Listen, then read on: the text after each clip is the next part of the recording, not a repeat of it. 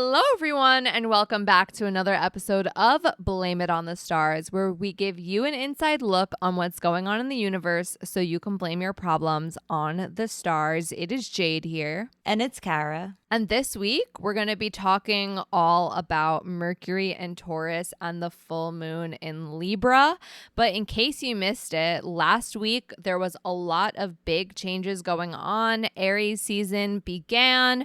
Pluto entered Aquarius and Mars also entered Cancer. So if you want to know more about that, then definitely listen to last week's episode before diving into this one. And just to give you a heads up, next week we will tell you everything you need to know about Venus in Gemini and how it affects you. Also, as you're listening to this episode, if you have any astrology questions, please feel free to send them to us on Spotify. And after a short ad break, if you're not a subscriber, we'll get right into it. Before we discuss all things Mercury and Taurus and full moon in Libra, thought you should know that this week, the week the episode comes out in astrology, there is nothing really going on. And normally during those weeks when there's nothing going on, we might do educational content or something different. But we've noticed a big trend, which is talking about the transits a little bit further in advance than we normally do here on the podcast. If you've been listening, then you know we tend to talk about the transits the week that they do happen, which ends up feeling a little too late for most people. They want to know about it before the week it's here. So with that being said, Mercury and Taurus and the full moon in Libra theoretically don't happen till next week, but we'll talk about them now this week. So Mercury and Taurus, this is a big one. This happens on April 3rd at 12:22 p.m. Eastern Standard Time. Per usual, the date and time are from the website astroseek.com. Now, what you need to know about this is that when it comes to the way you're handling your day-to-day, you might notice that things are slowing down a bit. And just in your life, you're kind of wanting to take more time, take your time to complete things, to finish a task, or to do anything, really. How this affects you is during this time, you're going to be placing a lot of value on what is practical and realistic and wanting to do things that make sense. You also might feel a little bit more grounded during this time. Mercury represents our thinking and communication, so you will find that the way that you're communicating with others and also processing things can be very simple, easy, practical again. And also you might find that you're a little bit more consistent and predictable in the things that you're doing and the way that you're going about things. Yeah, so why this matters is Taurus is a fixed sign. So when it comes to the way you're thinking about things and communicating, you get a clearer picture of what you need and can hold that vision very firmly and communicate that vision very firmly. So if you find that your boundaries get a little bit stronger, that is to be expected. Now, Taurus energy does get a reputation of being a little bit stubborn, but that's because Taurus energy has those strong boundaries and knows what they want and are able to communicate it very effectively. So if you find that maybe during this time people are mistaking, your decisiveness for being stubborn, that is just something that might occur. Something you might not know is that Mercury will retrograde in Taurus during Taurus season. So as Mercury enters Taurus, it's really important that you pay attention to the different themes that are coming up in your life because those will be reflected again when Mercury does eventually retrograde. And with that being said, Mercury's in Taurus for a long time, which is why I said this is a big one. Mercury will leave Taurus and enter Gemini on June 11th at 6:27 a.m. Eastern Standard Time. So between April 3rd and June 11th, you'll be in this Mercury and Taurus energy. So I'm sure you'll get very familiar with it. And as Kara just mentioned, pay attention to what's happening in the initial weeks prior to the retrograde because you'll revisit them. And then once obviously the retrograde's over, you'll be revisiting them again. So we're in this Mercury and Taurus energy for a while. Certain signs will be affected more than others. And again, when we say this, we're referring to personal planets, sun, moon, rising, Mercury, Venus, or Mars. So the first is Taurus placements, depending on what planet it is. Mercury will be conjunct that planet. So you'll find that you are really able to communicate the Taurus aspect of your personality and just might be a little bit more communicative in general. Then Scorpio, this energy is opposite your Scorpio placement. So when it comes to communication, you might find that you're either wanting to say a lot or wanting to say a little. And if you have Leo or Aquarius placements, then Mercury will be square those placements. Squares do bring about some tension, so you might find that you're experiencing some challenges when it comes to your communication during this time. Now, there's quite a few key dates you'll want to pay attention to while Mercury is in Taurus. The first being April 3rd, Mercury square Pluto. Things might feel a little intense during this time, but it's nothing you can't handle. And then on April 5th, Mercury will be sextile Saturn. This is a really good day to focus on your long-term goals, and you also might find that you're having more serious conversations on that day. And then on April 6th, Mercury will be conjunct the North Node. This can be a day where you get a lot of insight when it comes to some deeper topics, such as what your purpose in life might be.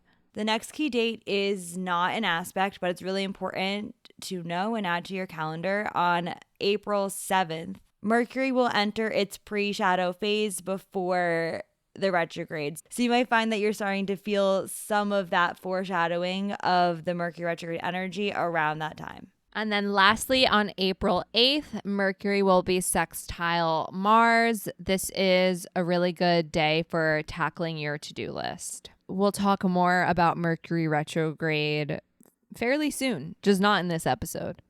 So after Mercury is in Taurus, the next thing that happens in the stars is the full moon in Libra. This will happen on April 6th at 12:34 a.m. Eastern Standard Time. Yes, 12:34 a.m. Eastern Standard Time. We just love a good angel number here. What you need to know. Full moons are all about finding balance, and the Libra and Aries axis can highlight doing things independently versus doing things with others. Spending too much time with other people and you're craving some more independent alone time.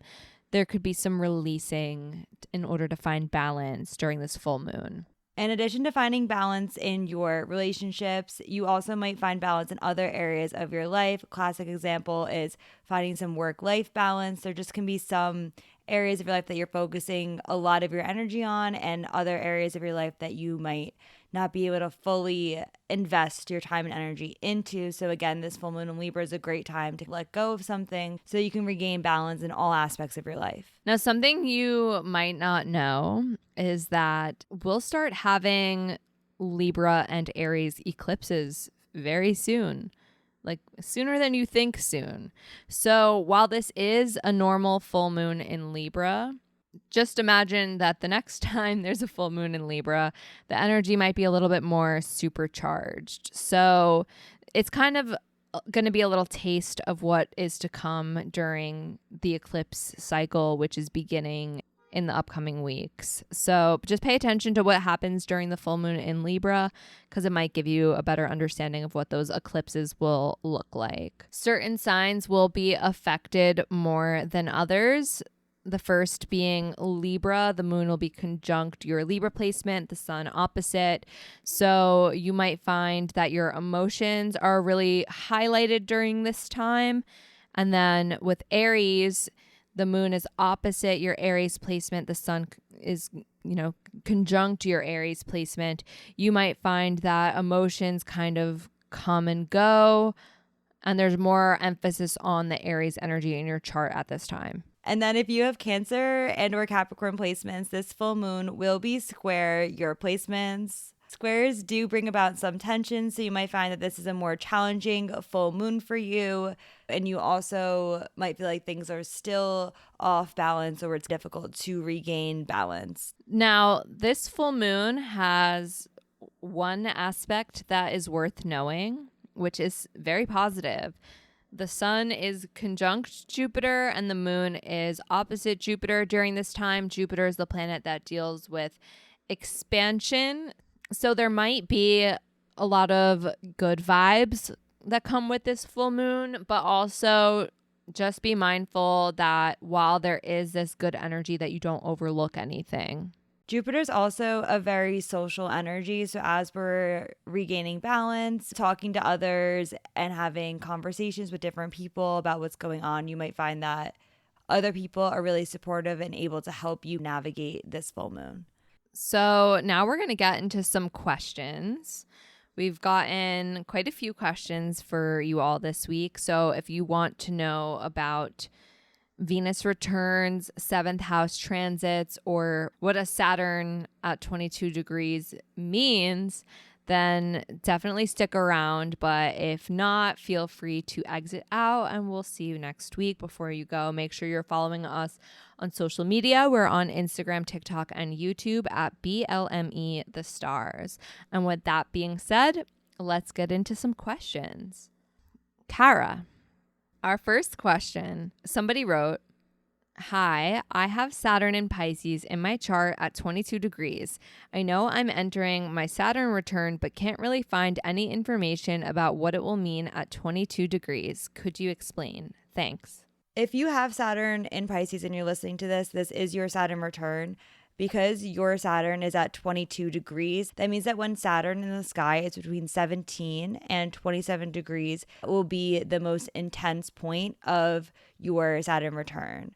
There are some astrologers who believe that 18 and 22 degrees are challenging or difficult, but also just keep in mind that in degree theory, the 22nd degree is ruled by Capricorn and Saturn. So you might find that it's really enhancing a lot of that Saturn energy where you are taking things a little bit more seriously, you're focused on the future and entering into the next phase of your life. Moving on to our next question, it's also about returns. What can you expect during your Venus return? Okay, so during your Venus return, that's when Venus will be in the same sign that it is in your chart. And this symbolizes new beginnings in regards to things that Venus deals with. So you might find that in regards to your relationships, there are new beginnings. There might be more of a social spark. If you haven't really spent a lot of time with your friends, that spark might be there, or you're just more curious to meet more people and be more social. Now, Venus also does deal with finances, it deals with beauty, and it deals with creativity.